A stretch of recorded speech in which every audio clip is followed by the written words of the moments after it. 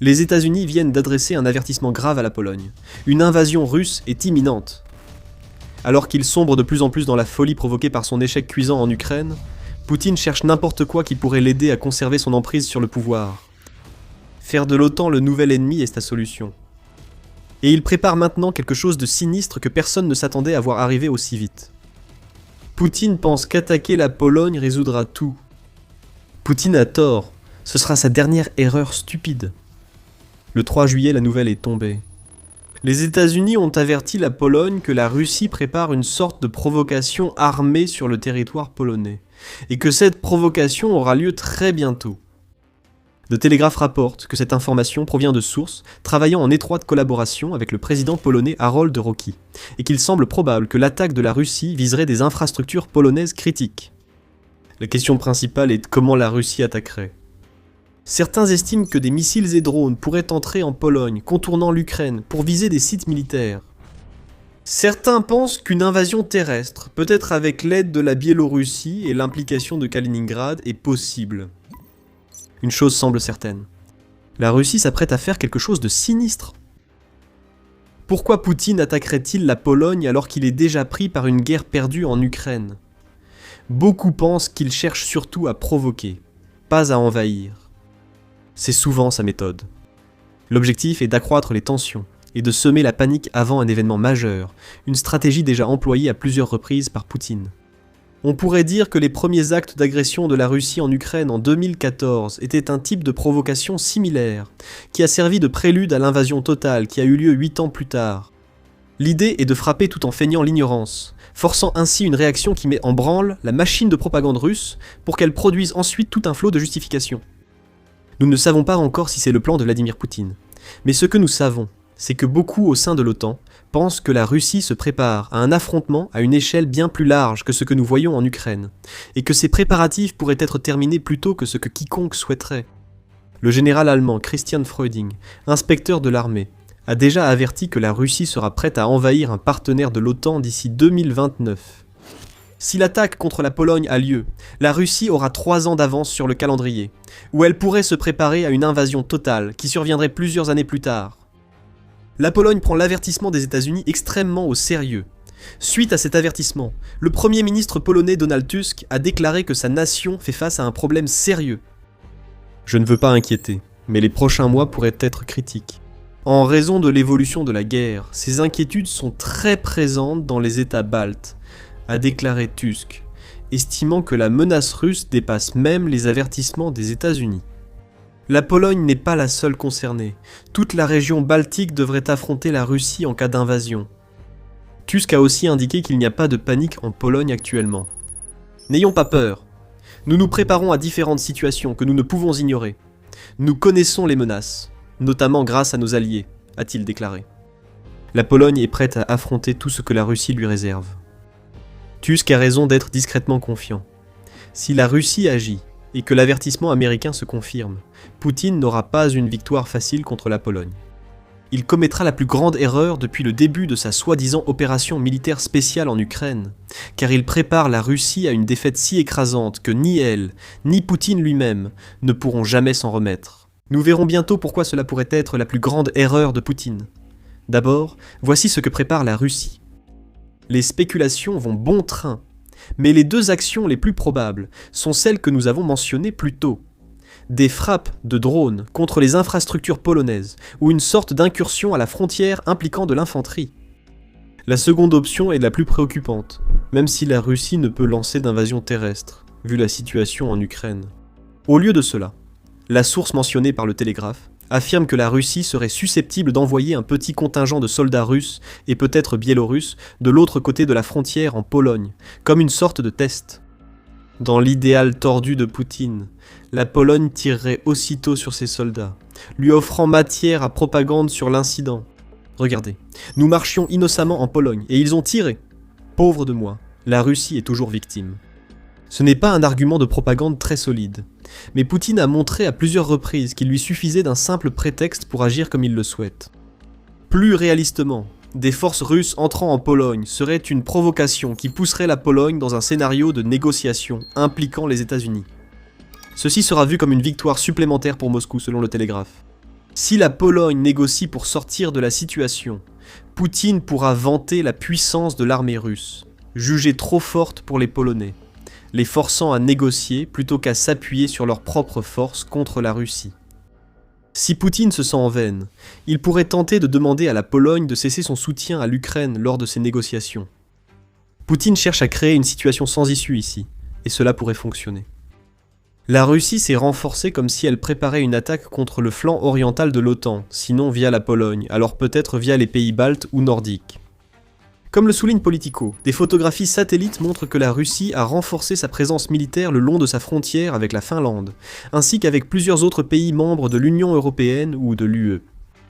Les informations recueillies par les responsables finlandais, suédois, norvégiens et danois indiquent que ce renforcement frontalier permettra à la Russie de stationner environ 115 000 soldats près des territoires nordiques et baltes. Je pense au proverbe « Il n'y a pas de fumée sans feu », qui doit occuper l'esprit collectif des Polonais actuellement. Plusieurs pays se préparent à ce contre quoi les États-Unis mettent en garde. Par exemple, la Pologne fait partie des nations, aux côtés de la Finlande et des 3 États baltes, l'Estonie, la Lettonie et la Lituanie, qui se sont retirés de la Convention d'Ottawa, laquelle interdit l'utilisation des mines antipersonnelles. Ces États affirment que la Russie n'a jamais signé la Convention et utilise ces mines en Ukraine. Disposer de ces mines pour les utiliser contre les Russes, surtout contre les soldats franchissant leurs frontières, est tout à fait juste. Outre les explosifs, la Pologne érige aussi de grandes barrières en béton, utilise des drones contre les drones russes et des capteurs pour repérer les attaques. La Pologne s'est préparée. Elle ne considère pas que Poutine représente une menace théorique. La menace est réelle. L'avertissement des États-Unis le prouve. Et la Pologne compte être prête si une invasion terrestre a lieu. Ensuite, il y a les drones. Cela semble être la voie d'action la plus probable pour la Russie, ne serait-ce que parce que nous avons déjà vu la Russie utiliser des drones pour tenter d'intimider la Pologne par le passé. En septembre, la Russie a envoyé 19 drones dans l'espace aérien polonais, forçant une réaction qui a inclus le déploiement de chasseurs et un ordre de rester à l'intérieur diffusé dans 3 provinces polonaises. Les drones russes ne sont pas nouveaux pour la Pologne. Mais l'attaque évoquée par les États-Unis impliquerait plus que l'envoi par la Russie de quelques drones leurres pour tester les défenses. Ce serait une attaque impliquant des drones contre des infrastructures polonaises, peut-être des bases militaires ou des sites énergétiques. Une attaque de drones est possible car Poutine peut mentir sans gêne. Nous n'avions pas prévu d'envoyer des drones en Pologne. Poutine prétendrait, tout sourire, que les systèmes GPS ont dû tomber en panne, alors qu'il s'en tire une fois de plus avec une nouvelle provocation. La Russie pourrait prétexter l'oppression des Russes en Pologne pour justifier une attaque contre ce pays. Ce n'est qu'en mai que la Douma d'État russe a approuvé une loi permettant à Poutine d'envahir d'autres pays pour protéger les citoyens russes. Cette portée large est intentionnelle, car elle peut servir à donner un vernis de légitimité à tout ce que Poutine fait contre d'autres nations, du moins en Russie si ce n'est ailleurs. Compte tenu de cela, l'avertissement américain à la Pologne doit être pris au sérieux. La Russie a déjà posé les bases juridiques. Elle construit des installations frontalières et possède déjà Kaliningrad à la frontière polonaise, prêt à servir de rampe de lancement pour une invasion ou une agression. Mais c'est là que tout change. Une attaque contre la Pologne pourrait paraître un coup de maître pour Poutine. Ce n'est pas le cas. Une telle attaque serait une erreur si grave qu'elle pourrait éliminer Poutine définitivement. Nous allons vous expliquer pourquoi. Bienvenue sur The Military Show, où nous proposons ce type d'analyse chaque semaine. Abonnez-vous et activez la cloche pour ne rien manquer. Pourquoi attaquer la Pologne serait-il la pire erreur de Poutine ? Il y a 3 raisons, en commençant par celle que Poutine semble trop ignorant pour reconnaître. La Pologne est une puissance qui représente une menace considérable pour l'armée russe. Nous avons mentionné le renforcement de la frontière polonaise il y a quelques minutes. Si c'était tout ce que faisait la Pologne, Poutine n'aurait pas à s'inquiéter de ses plans d'invasion, mais ce n'est pas le cas, loin de là. La Pologne est le pays de l'OTAN, qui consacre la plus grande part de son PIB à la défense en ce qui concerne les dépenses en pourcentage du produit intérieur brut, ou PIB. En 2026, la Pologne consacrera 4,8% de son PIB à son armée, ce qui dépasse déjà largement l'objectif de 2% fixé auparavant par l'OTAN, et elle est sur le point d'atteindre l'objectif de 5% d'ici 2035 que l'OTAN a fixé lors de son sommet de 2025. La Pologne a été un soutien clé de l'Ukraine pendant la guerre avec la Russie, envoyant 300 chars dès le début de l'invasion, ainsi que de l'artillerie, des véhicules blindés, et bien plus encore depuis. Seuls les États-Unis et la Turquie ont des armées plus grandes que la Pologne au sein de l'OTAN, et la Pologne investit des milliards dans des armes américaines modernes gênant fortement la Russie en Ukraine. La Pologne devance aussi une grande partie de l'Europe sur les drones, ayant investi 1,7 milliard de dollars dans des systèmes de défense anti-drones début 2026. La fondation Jamestown ajoute que la Pologne ne se repose pas sur ses lauriers déjà impressionnants. La nation vise à devenir la puissance militaire la plus forte d'Europe d'ici 2030, ce qui explique en partie les importantes dépenses actuelles.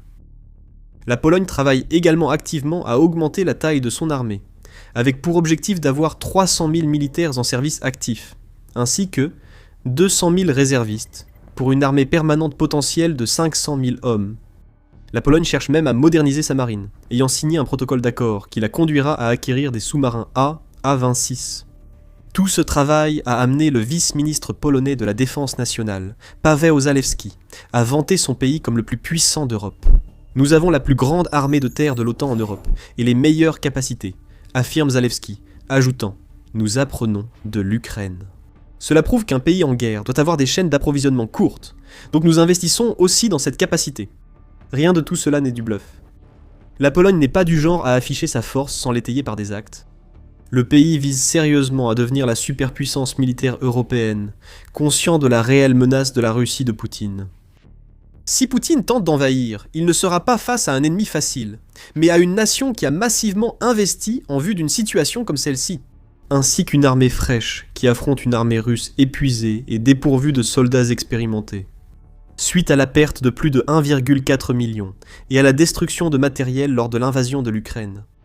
Nous ne nions pas qu'une invasion russe de la Pologne serait brutale, mais l'armée russe ferait face à une armée grande, très bien équipée, avec des liens assez forts avec l'Ukraine pour renforcer rapidement ses capacités en matière de drones. Et il y a ce détail gênant, la Pologne fait partie de l'OTAN. C'est la deuxième raison pour laquelle attaquer la Pologne serait la plus grande erreur de Poutine. Si la Russie envoie des troupes en Pologne ou lance des drones contre les infrastructures polonaises, la Pologne pourra alors invoquer l'article 5 de la charte de l'OTAN, comme une seule nation l'a déjà fait. Peut-être le principe le plus fondamental de l'OTAN. L'article 5 stipule que toute attaque armée contre un membre de l'OTAN doit être considérée comme une attaque contre tous les membres. Cela déclenche à son tour une obligation pour tous les membres de venir en aide au membre qui a été attaqué. Les États-Unis ont invoqué cet article après les attaques du 11 septembre 2001 contre le World Trade Center, et la Pologne pourrait être la prochaine, et seulement la deuxième, à le faire. Poutine ne peut pas attaquer les nations nordiques ou baltes, sur les frontières desquelles il construit des infrastructures militaires. Elles sont aussi membres de l'OTAN. La Russie n'est pas prête pour l'OTAN.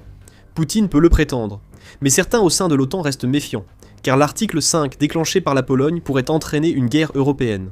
Mais en ce qui concerne les seuls chiffres, et la cohésion militaire, l'OTAN l'emporte, à condition que les États-Unis respectent leurs engagements.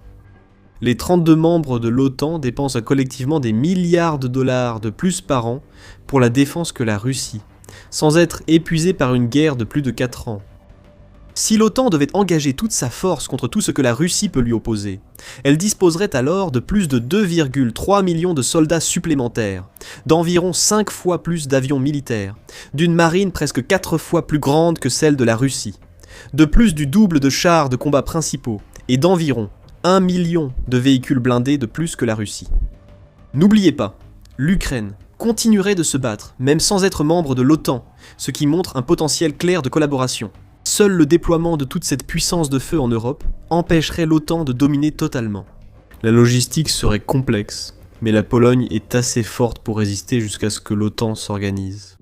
Bien sûr, nous partons du principe que les plans de la Russie pour la Pologne déclencheront une guerre à grande échelle, mais ce n'est pas forcément le cas. Cela nous mène à la troisième raison pour laquelle provoquer la Pologne serait la pire erreur de Poutine. Le problème de Kaliningrad. Nous avons évoqué cette exclave russe frontalière de la Pologne comme point de départ possible d'une invasion planifiée par Poutine. Elle pourrait effectivement être utilisée à cette fin, seulement il y a un problème. Kaliningrad, isolé du reste de la Russie, devient une cible si la Pologne et l'OTAN veulent montrer à Poutine qu'il refuse d'entrer dans son jeu. The Telegraph rapporte des propos d'Holger Neumann, chef de l'armée de l'air allemande. Il affirme que Kaliningrad serait une cible évidente si la Russie agit contre la Pologne, précisant que l'Allemagne défendrait tout le territoire de l'OTAN contre une invasion russe. En octobre 2025, Ben Hodges, l'ancien commandant de l'armée de terre américaine en Europe, a déclaré que l'OTAN pourrait anéantir Kaliningrad, ainsi que des bases russes clés comme Sébastopol et la Crimée, dans les premières heures d'une guerre. Et même le ministre lituanien des Affaires étrangères, Kęstutis Budrys, a déclaré que l'OTAN a la capacité, si nécessaire, de raser les défenses aériennes et les bases de missiles russes là-bas, en parlant de Kaliningrad. Si l'OTAN mettait ses menaces à exécution, le message serait clair. La Pologne n'aurait pas à envahir l'enclave au sol, elle pourrait juste mener une opération aérienne détruisant Kaliningrad, obligeant la Russie à combattre sur un seul front terrestre. Pourquoi, dans ce contexte, Vladimir Poutine songerait-il à attaquer la Pologne maintenant? Cela semble illogique, surtout en considérant les réactions possibles de la Pologne, de l'OTAN et la guerre en Ukraine en cours. Peut-être que la réponse à cette question est que Vladimir Poutine veut tester l'OTAN. Quelle que soit l'attaque à venir, elle pourrait être calibrée de façon à ne pas provoquer une réaction majeure de la part de la Pologne ou le déclenchement de l'article 5. Au lieu de cela, Vladimir Poutine pourrait simplement vouloir voir ce qui se passe, s'il pousse la provocation plus loin qu'il ne l'a jamais fait auparavant. Si la réaction qu'il souhaite survient, comme dans le scénario de négociation cité, cela suffirait à Vladimir Poutine. Il pourrait saper la souveraineté polonaise et préparer l'affaiblissement du soutien occidental à l'Ukraine. C'est un grand pari pour Vladimir Poutine. Cela révèle ce que le président russe refuse d'admettre. Vladimir Poutine désespère face à la situation de la Russie en Ukraine, ce qui représente déjà un risque.